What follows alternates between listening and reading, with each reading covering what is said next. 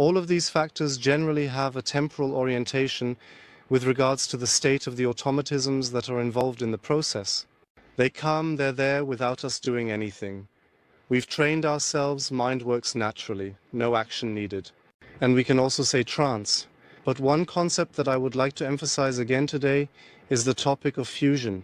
In the field of brain research, fusion is commonly described as the process of merging, referring to the fusion of our thoughts with our subjective experience of identity. In the majority of moments in my life, I am not even aware that the thoughts in my head are the only thoughts I have, but I am not defined by those thoughts. In the majority of moments in my life, I don't even have in mind that I have the option to think differently or organize my thoughts in a different way. One could say that one is blind to the company's problems. And if most of the problems we have in our lives come from a point that we describe as fusion, which I like to describe in the videos as automatism or a trance state, then it is above all about making ourselves aware of this fusion again and again. Always reminding ourselves, wait, I'm just in the fusion now.